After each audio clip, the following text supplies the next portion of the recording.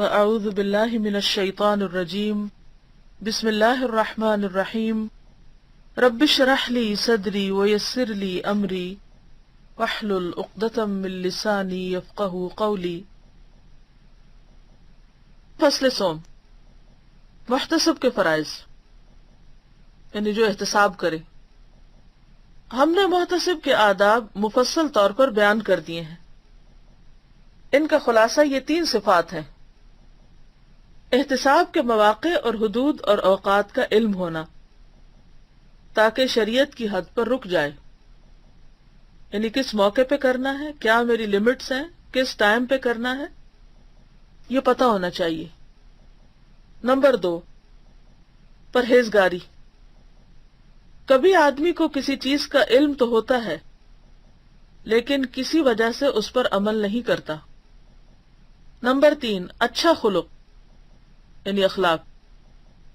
یہ بنیاد ہے تاکہ وہ حد پر روک سکے، کیونکہ جب آدمی غصے میں آ جاتا ہے تو صرف علم اور پرہیزگاری اس کے غصے کو ختم نہیں کر سکتے، جب تک کہ ان کے ساتھ آدمی اچھے اخلاق کا مالک بھی نہ ہو۔ بعض سلف نے کہا، معروف کا حکم نہ دے مگر وہ جو اس میں نرمی کرتا ہو، اور جس چیز سے روکے اس میں بھی نرمی کرنے والا ہو، کیونکہ نرمی جس چیز میں ہوگی اسے خوبصورت بنا دے گی، اور سختی جس چیز میں ہوگی اسے بدنما کر دے گی۔ جس کا حکم دے اس میں بردباری کا مظاہرہ کرے، یعنی تحمل سے بات کرے، اور جس سے روکے اس میں بھی بردبار ہو۔ جس چیز کا حکم دے اس کا فقیہ ہو، یعنی سمجھ ہو اس کو، اور جس سے روکے اس کا بھی فقیہ ہو، یعنی پوری طرح اس کو بات سمجھ میں آئی ہو۔ ضروری آداب میں سے یہ بھی ہے کہ تعلقات تھوڑے رکھے اور مخلوق سے طمع نہ رکھے، تاکہ مداہنت ختم ہو، کیونکہ انسان کے جب تعلقات زیادہ ہوتے ہیں اور بہت سے لوگوں سے میل ملاپ ہوتا ہے تو بعض اوقات اس کے اندر کمزوری آ جاتی ہے اور وہ دوسروں کو برے کام کرنے سے روک نہیں سکتا۔ بیان کیا جاتا ہے کہ کسی کے پاس ایک بلی تھی اور وہ ہر روز اپنے ہمسائے قصاب سے اس کے لیے چھچڑے لیا کرتے تھے۔ ایک دن اس قصاب کو کوئی برا کام کرتے دیکھا، اسے منع کرنے سے پہلے اپنے گھر آئے اور بلی کو نکال دیا۔ پھر قصاب کے پاس گئے اور اسے روکا۔ اس نے کہا کہ میں آج کے بعد بلی کے لیے آپ کو کچھ نہ دوں گا۔ تو فرمایا، میں نے بلی کو نکالنے اور تجھ سے طمع منقطع کرنے کے بعد تجھے روکا ہے، کیونکہ مجھے پتا تھا کہ اگر میں بلی کے لیے چچڑے لوں گا تو میں تمہیں روک نہیں سکتا۔ جو 2 باتوں میں لوگوں سے طمع نہ چھوڑے گا وہ ان کو برائی سے نہ روک سکے گا۔ ایک، ان کی مہربانی کی توقع، اور دوسری ان کی خوشنودی کا خیال، اور یہ توقع کہ اس کی تعریف کریں۔ یعنی جو شخص تعریف کا لالچی ہو، جو لوگوں سے طمع اور توقعات رکھے ہو کہ وہ اس کے ساتھ اچھا سلوک کریں، وہ اس کے کام آئیں، وہ اس سے خوش رہیں، ناراض نہ ہو، تو وہ ان کو برائی سے نہیں روک سکتا۔ تو اس سے یہ پتہ چلتا ہے کہ جو شخص برائی سے روکنے والا ہو وہ سب سے پہلے خود کو لوگوں سے بے نیاز کرے، اپنے دل سے تعریف کا شوق ختم کرے، اور اپنی ساری توقعات اللہ رب العزت سے وابستہ کر لے۔ باقی رہا امر بالمعروف اور نہی عن المنکر میں نرمی سے کام لینا، تو یہ متعین ہے۔ اللہ سبحانہ وتعالی نے فرمایا، فَقُولَا لَهُ قَوْلًا لَيِّنًا۔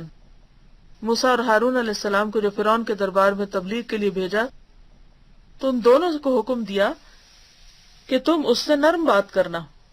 بیان کیا گیا ہے کہ حضرت ابو الدرداء رضی اللہ عنہ ایک آدمی کے پاس سے گزرے۔